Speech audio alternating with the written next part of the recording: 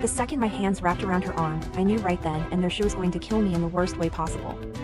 I don't want to die, I just want to escape her. I want to be free. I scrambled out of the aisle and ran to the self-checkout, scanning the item and swiping the card before bolting out of the store with bile swarming my stomach. I'm late. My legs were on fire by the time I reached the house, and upon reaching the porch I fell to my hands and knees, putting the chips in front of the door and lowering my head. She always demands I show the back of my neck when I apologize. It usually eases her mood, but I doubt this time it'll do any good. I heard the door rip open and I jumped at the slam, lowering my body further to the ground and feeling her grab onto me. You are 5 minutes late, you incompetent, stupid, frail little girl. She screeched, yanking me inside by my roots and throwing me to the floor without care. She grabbed her chips and slammed the door shut, turning to me and putting the bag on the table next to the couch. She was softer on the chips than on me. I wasn't surprised. I bit my lip and closed my eyes when her cold hands wrapped around my throat, raising my body off the floor and slamming me into the wall. And you fucking spoke to someone. Her voice boomed, her untrimmed nails digging beneath my jawbone and applying pressure to the nerves. I grabbed her arm but regretted it immediately, feeling her shove me over, and I smashed into the glass lamp near the front door. It shattered when my body knocked it over and many shards slipped my hands alongside bits of my face. You will not touch me. She screamed. I grabbed one of the many shards and threw my hand around in defense at her approach. I heard her yell out when I sliced her, so I stood and ran up the stairs, locking myself in the first room with streaming tears.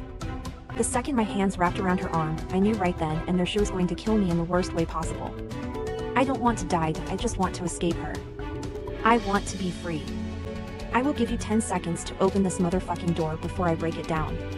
You do not want me to break it down, Angelica May Winter. Panic consumed me and I looked at the glass shard in my hand, knowing it would be useless against her. 10. My body quaked until I looked in the mirror.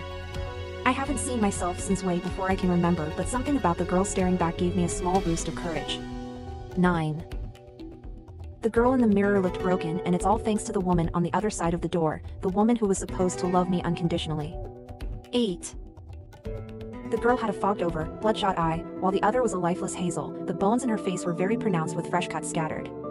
7. I averted my line of sight from the mirror, moving my hair and stabbing into the back of my neck. I proceeded to saw my flesh off down to the bone. The adrenaline masked any pain I know I'll be feeling later, but that's a later problem. 6. I ripped it the rest of the way, feeling it tear with liquid running down each side of my neck. 5. I looked at the chunk of flesh with teary eyes and spotted the lodged pill-like device, putting both the glass and tracker on the counter before opening the window quietly. I didn't hesitate, throwing myself out, hitting the ground roughly and bolting into the woods to get as far away from here as possible. I didn't want her kill me. She's already killed the life in me. I don't want to die physically. If this is how it feels to be dead inside, I want to experience happiness. I want to know what it's like to have no fear. I want to be free.